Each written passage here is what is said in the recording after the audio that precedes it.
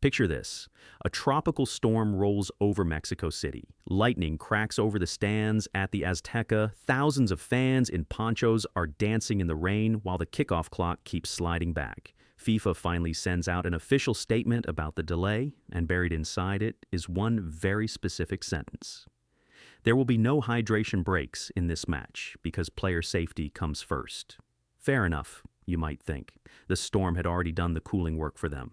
Then the referee blows the whistle, the ball starts rolling, and 27 minutes later, both benches empty out for exactly the break FIFA had just promised would not happen. If you want one image that sums up how this World Cup is actually being run behind the scenes, that is probably it. Let's rewind and set the stage because the background here matters more than it looks. This was a round of 32 match between Mexico and Ecuador at the Azteca, a stadium now hosting its third World Cup and still one of the loudest, most electric venues in the sport. Mexico had cruised through the group stage unbeaten, winning all 3 matches and arriving in the knockout rounds as one of the form teams of the tournament. Ecuador's road there was the more remarkable one. They opened with a loss to Ivory Coast, scraped a draw against Guinea-Bissau, and then shocked everyone by beating Germany 2-1 in their final group match, one of the biggest upsets of the entire group stage, a result that dragged them into the knockouts by the thinnest possible margin. The rain had started well before kickoff, heavy, sustained, with lightning close enough to the stadium that officials had no choice but to delay. FIFA handled that part about as well as anyone could ask. They pushed the start back an hour, put out safety-focused messaging, and told everyone watching that because of the storm, the usual mandatory hydration stoppages would not be needed this time. On the surface, that sounded like an organization actually thinking about conditions on the ground instead of just running the same script every match. Except that statement quietly admitted something critics had been saying since the tournament's opening night. These breaks are supposed to exist because of heat. So when heat is not really a factor, the logic says they should not be forced onto the match. The players out there that evening were soaked playing in air that had just been cooled by a thunderstorm. Nobody needed a scheduled pause to survive the temperature. FIFA's own words confirmed that reality, and then 27 minutes into play, the break happened anyway. Live coverage caught it in real time, noting plainly that even though FIFA had said before kickoff that the storm delay meant no hydration stoppage, both teams still retreated to their benches for a brief pause. No spin, no drama, just the plain contradiction sitting there in front of everyone. This was not some isolated one-off glitch. It is the newest entry in a controversy that has been building since the tournament's very first match. Go back to opening day, Mexico against South Africa, also at the Azteca.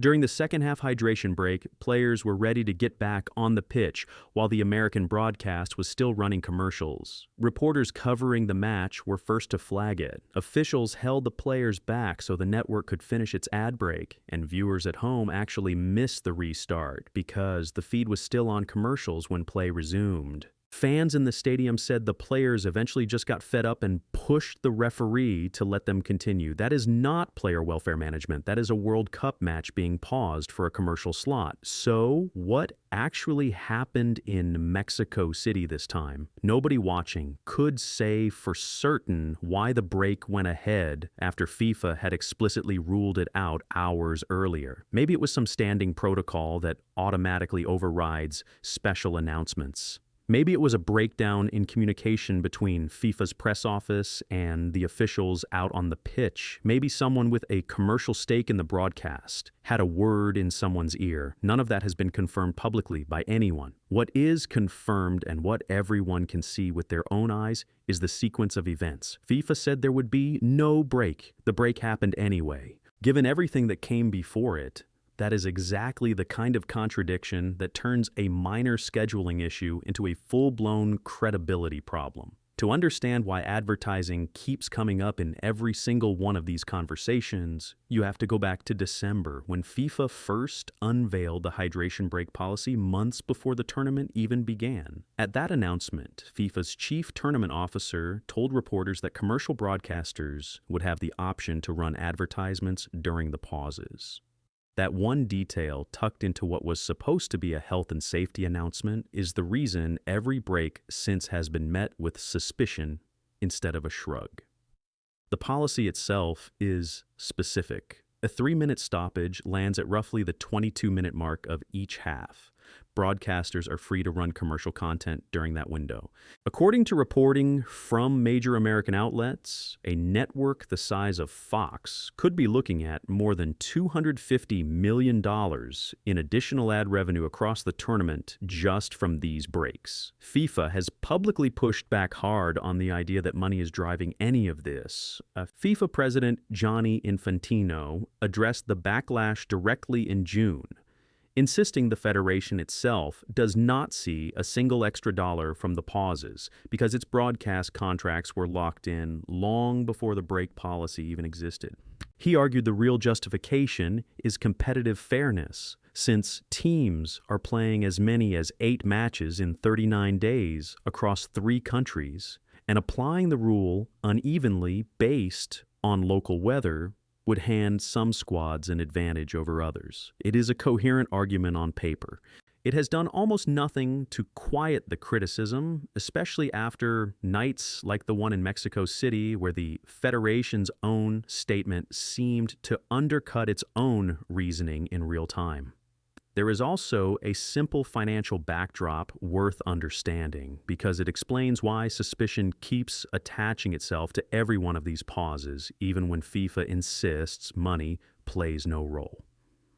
FIFA's broadcast contracts for this tournament were negotiated and signed long before the hydration break policy was even conceived, which is the basis for Infantino's claim that the Federation itself earns nothing extra from the stoppages. Broadcasters, however, are a separate matter entirely. Networks are free to decide how they fill that guaranteed 3-minute window, and many of them are filling it with paid commercial spots rather than extended commentary or replays. That distinction, FIFA earning nothing while broadcasters potentially earning a great deal, is subtle enough that it rarely survives contact with an angry crowd watching a break get called inside an air-conditioned stadium on a mild evening. It is worth remembering just how new this entire hydration break format actually is. Before this tournament, cooling stoppages only kicked in when the wet bulb temperature, a combined measure of heat and humidity, crossed a genuinely dangerous threshold, something in the neighborhood of 90 degrees Fahrenheit. FIFA scrapped that conditional trigger entirely for this World Cup and replaced it with a blanket rule applied to every single match, indoors or outdoors, cool evening or blazing afternoon, with no exceptions based on actual conditions. That is precisely why critics keep calling the policy tone deaf rather than simply unpopular. A rule designed around genuine heat protection stops making intuitive sense the moment it gets applied inside a climate-controlled dome in the middle of a mild evening. Whether or not commercial interest actually shaped the decision to run that specific break, nobody in an official capacity has said. But the anger is not just coming from cynical fans assuming the worst. It is coming from the players and coaches actually living through this format, and their voices are much harder to wave away.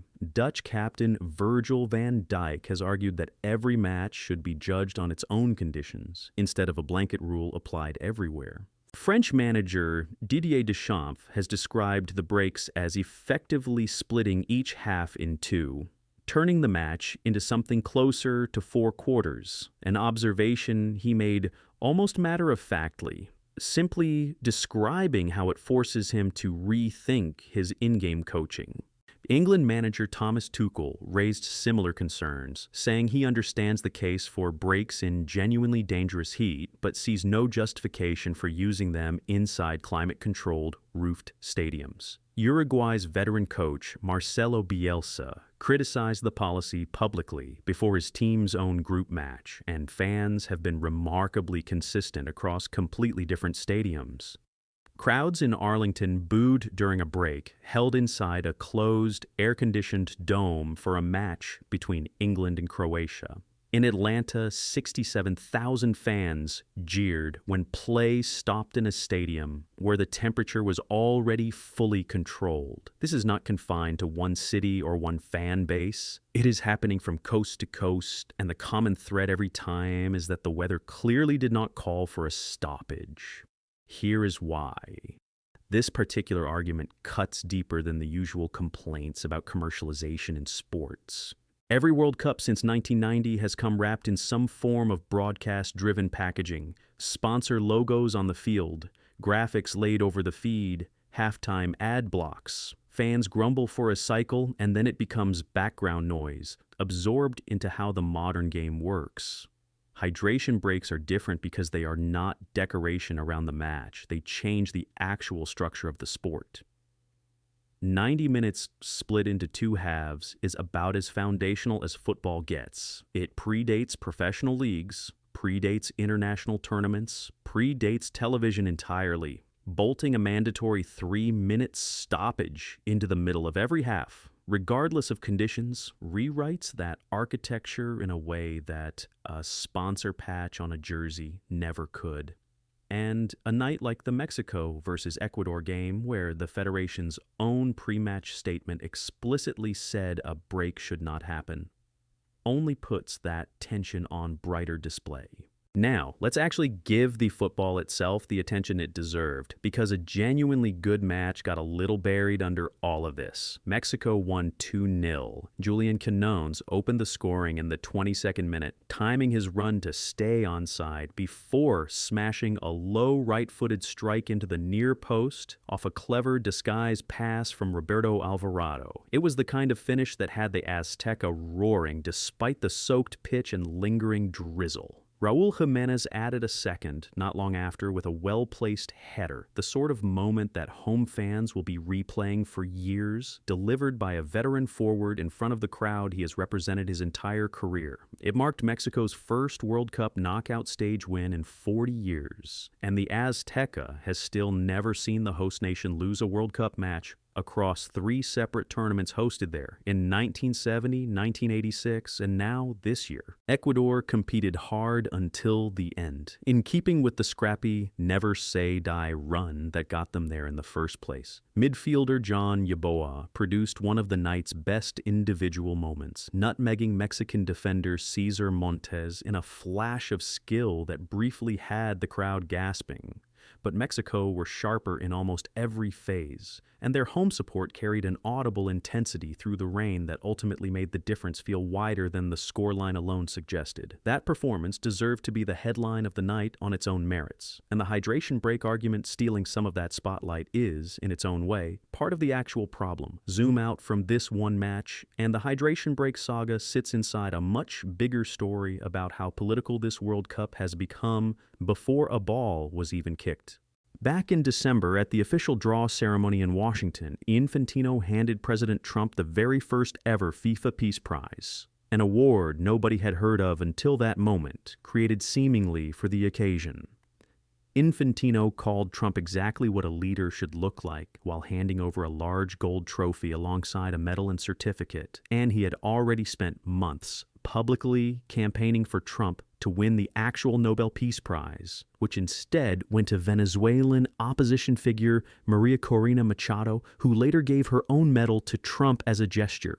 The optics of a sitting president receiving a brand new prize from the head of world football's governing body on the eve of that same body's flagship tournament triggered immediate backlash. A London-based human rights group called Fair Square filed a formal ethics complaint against Infantino within days, arguing he violated FIFA's own neutrality rules, specifically the section requiring officials to stay politically neutral in dealings with governments. The complaint lists 4 separate alleged breaches, from publicly lobbying for Trump's Nobel nomination on social media to making comments in Miami that appeared to endorse Trump's broader political agenda. Reporting since then suggests that unease has only grown inside FIFA's own ranks, with insiders describing a mood of what one source called profound embarrassment among staff who would rather the organization stay entirely out of partisan politics. FIFA's official response has been to defend the prize and dismiss the criticism as hearsay, but the story did not go away.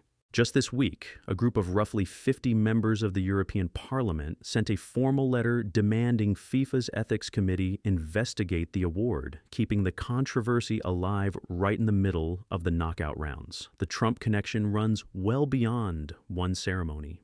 Trump chaired his own White House task force for World Cup preparations back in early 2025, overseeing security and logistics across all three host countries at a time when his tariff threats were already straining relations with both Mexico and Canada, the very nations co-hosting this tournament alongside the United States.